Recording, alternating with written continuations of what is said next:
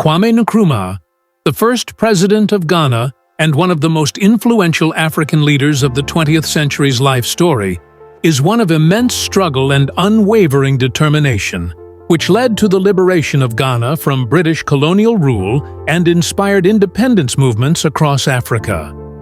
Nkrumah was born in 1909 in Nkroful, a small village in the western region of the then Gold Coast, now Ghana. His early years were shaped by the hardships of colonial rule as the British exploited the resources of the Gold Coast while keeping the indigenous population subjugated. Nkrumah's parents were illiterate farmers, and he faced the same economic challenges that most Ghanaians endured during this time. Despite the poverty surrounding him, Nkrumah was a brilliant student. He attended the prestigious Akimota School and later went to the United States to further his studies, obtaining degrees from Lincoln University and the University of Pennsylvania. During his time in the U.S., Nkrumah faced the harsh realities of racism and segregation, which further fueled his resolve to fight against colonialism and oppression. While studying, he worked menial jobs to support himself, enduring significant financial difficulties. Yet, he continued to immerse himself in political thought, particularly Marxist and Pan-Africanist ideologies, which shaped his vision for an independent Africa. Nkrumah's trials intensified when he moved to the United Kingdom in 1945. Here, he became an active member of the Pan-African Congress and connected with other African and Caribbean intellectuals. His radical ideas, which advocated for immediate self-governance for African colonies, did not sit well with the British authorities or even some moderate African leaders.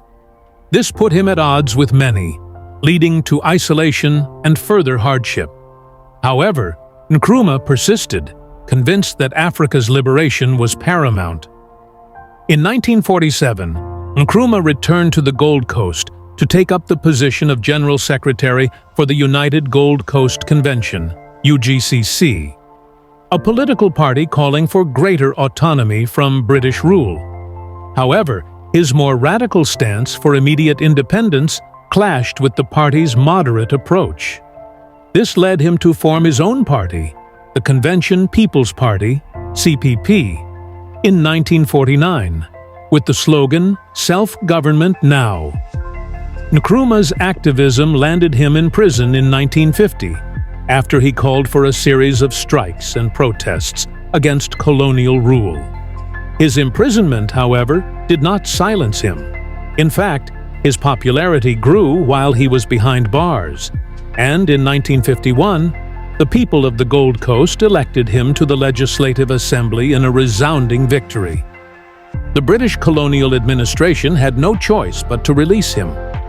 Upon his release, Nkrumah worked tirelessly to lead the Gold Coast to independence, which was finally achieved on March 6, 1957, when the country became known as Ghana, the first sub-Saharan African nation to break free from colonial rule. As the first prime minister and later president, Nkrumah worked to transform Ghana into a beacon of Pan-Africanism, advocating for the unity of the African continent.